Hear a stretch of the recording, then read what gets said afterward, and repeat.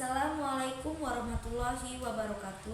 Izinkan saya terlebih dahulu untuk memperkenalkan diri saya.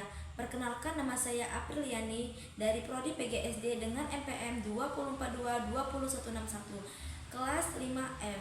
Di sini saya akan menjelaskan materi macam-macam norma dalam kehidupan. Nah, langsung saja saya akan menjelaskannya.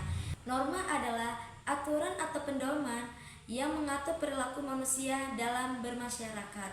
Norma ini sangat penting karena berfungsi untuk menjaga ketertiban, keamanan, dan harmoni dalam kehidupan sosial.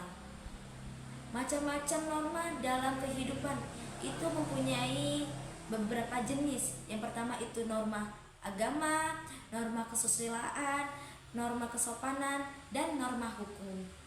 Yang pertama tadi kan norma keagamaan. Nah, norma keagamaan itu berasal dari ajaran agama yang dianut. Contohnya sholat 5 waktu, puasa Ramadan, tidak berbohong, dan berbuat baik. Fungsinya itu untuk membentuk moral dan etika individu, memberikan pedoman hidup yang bersifat mutlak. Terus yang kedua itu tadi norma kesusilaan. Norma kesusilaan itu hati nurani dan nilai-nilai moral yang diyakini secara universal. Itu contohnya jujur, adil, bertanggung jawab, dan tidak mencuri. Fungsinya itu untuk menentukan perilaku yang baik dan buruk, menjadi dasar penilaian terhadap tindakan seseorang. Dan yang ketiga itu norma kesopanan. Norma kesopanan itu adat istiadat, kebiasaan, dan kesepakatan sosial. Contohnya itu seperti menyapa orang yang lebih tua, mengucapkan terima kasih, dan menjaga kebersihan lingkungan. Fungsinya itu untuk menjaga hubungan antar individu agar tetap harmonis dan menjalin dengan baik. Dan yang terakhir itu ada norma hukum. Norma hukum undang-undang dan peraturan perundang-undangan yang berlaku. Contohnya seperti tidak membunuh, tidak mencuri, dan menaati peraturan lalu lintas. Fungsinya untuk menjaga ketertiban dan keamanan masyarakat dan memberikan sanksi bagi pelanggar.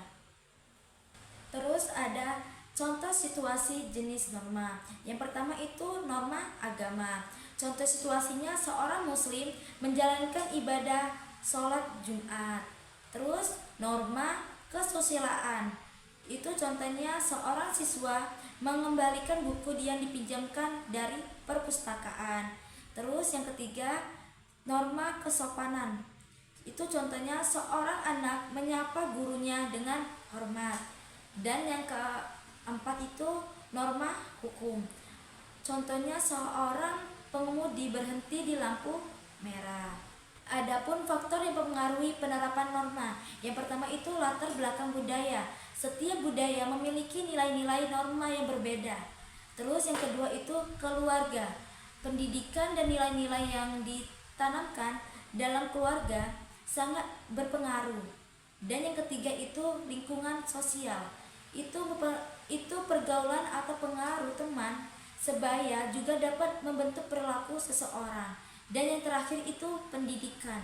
Semakin tinggi pendidikan seorang, semakin memahami pentingnya norma. Dan mengapa norma itu penting? Karena yang pertama itu menjaga ketertiban. Norma menciptakan aturan yang harus ditaati oleh semua anggota masyarakat. Dan yang kedua itu menjamin keamanan. Itu norma mencegah terjadinya konflik dan tindakan yang merugikan orang lain. Dan yang ketiga itu membentuk karakter. Norma membentuk nilai-nilai moral dan etika individu. Dan yang keempat itu menjaga keharmonisan. Norma menciptakan hubungan yang baik antar individu dan berkelompok.